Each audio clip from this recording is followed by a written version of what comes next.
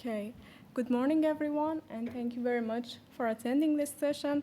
So the title of my talk is Enhancing Telecommunication for the Future, and the focus is on integrating two critical components of sustainability and efficiency into the telecommunication infrastructure. Specifically into central offices, which are the nerve centers of these telecommunication networks. I will begin by a discussion about the evolving role of telecommunication central offices over the years, how they have changed their roles, and somehow the motivation of our work. And then I will move on to local optimization strategies to improve the performance of individual central offices. Then I will talk about flexibility in telecommunication networks. So we first talk about local optimization, then optimizing the performance in network-wide level. And then at the end, we will have a conclusion and an outlook. So historically, the central offices were mostly considered as switching centers with so many operators, as you can see in the picture, that were physically just connecting the calls, and they were focused primarily on connectivity and capacity, often overlooking the importance of the two components I mentioned, so sustainability and operational efficiency. Fast forward to today, so the central offices has changed drastically, and some factors like explosion of data traffic, advent of cloud computing, demand for high speed and reliability has led to significant technological advancement. And this has changed the role of central offices from just being switching centers to some hubs of digital activities that are completely automated or to a high extent automated. So this transformation happens at the same time when the global community is recognizing the importance of sustainability practices. Telecommunication infrastructure, being energy intensive, makes it necessary to integrate sustainability and efficiency, so these two factors that I'm keeping repeating them, into the design and operation of central offices. By doing so, we not only reduce the environmental footprint, but also enhance operational resilience and cost effectiveness. So all these are the main goals that we are seeking in the project Central Office 2030, which is a project run by German Telecom and as well as Borderstep Institute in Germany. And we at TU Darmstadt, or Technical University of Darmstadt, are one of the project partners here. And in this talk, I will talk about a part of what we have done, like very briefly what we have done in the context of local and network-wide optimization of central offices in this project. Okay, so much for the introduction. Let's move on to local optimization strategies for the individual central offices. So our task here was to determine the technical and economical optimal central office configuration. Of course, we have so many constraints. The most important one that I mentioned here is the ranges of temperature, of acceptable temperature and relative air humidity within the server rooms. So both in normal conditions and also exceptional conditions. We have some options for the strategies that we can use to improve the efficiency in the central offices. For example, HVAC optimization, including airflow management, which can minimize the total energy usage, and energy storages, both thermal and electrical, and also distributed energy resources. So this can somehow help buffer against the energy volatility. And we should also not overlook the basics. So the insulation of the hull of the buildings can also have a significant effect on the cost savings, so energy consumption, and therefore the cost savings, both insulating walls and the roofs. So all of these options, we have considered them as parts of this optimization problem. We solved it to determine the best configuration according to optimal operation of the central offices. Here you can see the results on the cost savings of implementing each of these technologies. We actually considered many scenarios, but I only mentioned 2 of them here. So one is reference scenario, which is the current condition, and the other one, the climate twin.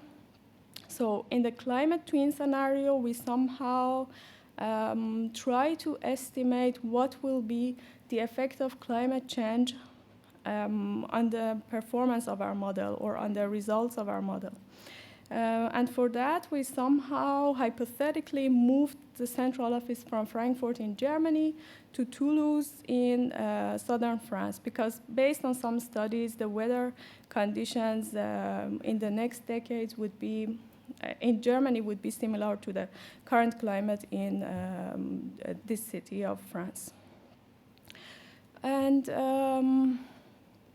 as you can see in the results, so the best option here would be cold aisle containment, which has significant cost savings in both scenarios.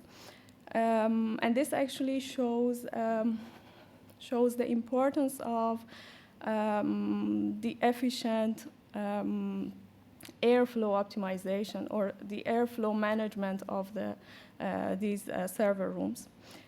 And the next option that performs very well is the roof insulation.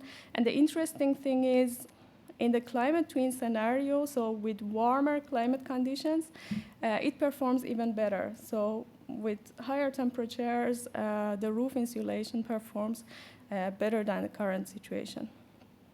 But for the wall insulation, we see even more costs. So it means even more energy consumption, because if the rooms are very well insulated, then we need to apply more cooling to decrease the temperature of the room. And these are the results of implementing these strategies on the PUE, or power usage effectiveness. Again, we see that cold aisle containment performs very well in this case. But wall insulation, again, has negative effects in most of the year, especially in summer. So that was the local optimization of central offices. Now let's zoom out and have a look on the whole network, because that's also important. If we want to reach efficiency and sustainability, we should also look at the network as a whole. And here we talk about flexibility. So flexibility is very important in the face of integrating volatile renewable energy. And the good news is that ICT sector is capable of flexibility both in time and space. So in space means shifting the load from one central office to another central office, which is located at a different geographic location. And in time, it means shifting the load from within one central office from one time to the other time. So our task here was to evaluate the central office's flexibility potential, and our objective was threefold. So first, we wanted to investigate the economic aspects of flexibility. So what will be the costs? And the next objective was to find the optimal solutions for demand shift and flexibility planning, taking into account both shifting the load in space and in time. And finally, to minimize the CO2 emissions by shifting the load to the times where renewable energy is plentiful or the overall demand is lower. So what we saw in our results was that with the current configuration or with the current settings that we have in these central offices, we cannot benefit that much from this flexibility, at least right now with the amount of storage we have or with PV generation and so on that we have considered in our problem. I didn't show the formulation, but if you are interested, we can discuss it later. Yeah, so with those parameter configurations, you can see that the results are not very impressive. So we have only minor cost savings in each scenarios that we have considered. So considering only a spatial shift or only temporal shift or combining these two together. And even in two cases of temporal shifting and combining temporal and spatial shift, we have even more CO2 emissions, which means we have more energy consumption due to the inefficient storage, so the loss in storages.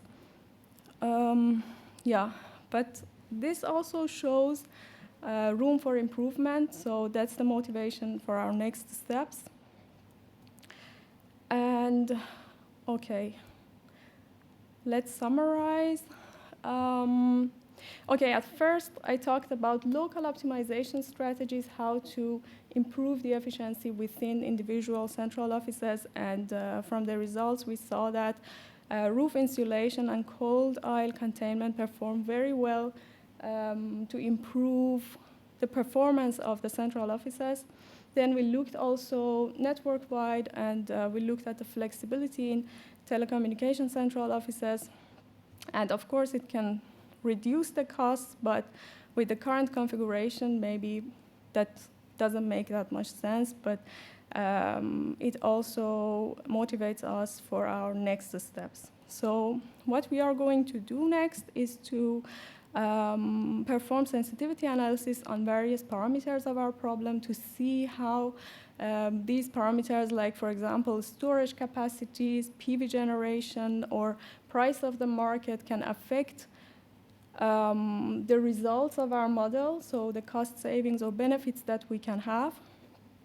And then we will continue to develop a predictive framework to find what is the best configuration. This can be very useful for telecommunication companies' planning purposes. So that's what basically we are planning to do next. And we are also looking forward for collaboration. So together we can create a blueprint for sustainable and efficient central offices. We can also reach a common design for ICT and energy sector. So here there is so much potential. And we would also be happy to hear about your experience with telecommunication and data center sustainability. Thank you very much. Thank you, Sara. Any questions for Sara? Oh, Julius. Yes. You talk about shifting loads in time and space. Mm-hmm. Can you tell us exactly how it's done? Microphone? Yeah, like when you shift loads. You talk about shifting loads in time and space. Can you talk about how exactly it's being done, please? Yeah, for example, for shifting the time in space, for central offices, some part of the load is shiftable. So the part that is not delay sensitive, so it can be shifted from one location to the other location based on, for example, the price differences between these two locations. So for example, the price in Frankfurt is very high at this time, and some part of the load is shiftable. We can shift it to, for example, a closed city like Darmstadt, where the price is lower. So this will bring the cost savings that I mentioned, for example. or shifting in time when there is so much generation in our PV panels, then we can store some energy and then use it later. Yeah, when you shift in time, what time horizon do you include in your model? And then when you shift in space, do you assume that you have excess capacity so that you can move the load around? What we have considered here is only short term, so like within 1 day. But 1 day? Within the 24 hours. In our model, in our optimization model, it's only possible to shift the load within the 24 hours. But I think it also depends on the storages that are installed in the central offices, so yeah. Hi, good morning. Did you include embodied carbon in your emissions calculations from stranded hardware, or was it purely the energy generation emissions? No, it was just, we considered only like the share of certificates for the central offices, so how much of their energy comes from the source that is CO2 intensive, or yeah. That's how we considered it in our model. So we consider a cost for CO2 emissions, and for that, we take this share of certificates for each central office. Yeah. Any other questions? Anything else? Okay. Thank you very much. Thank you.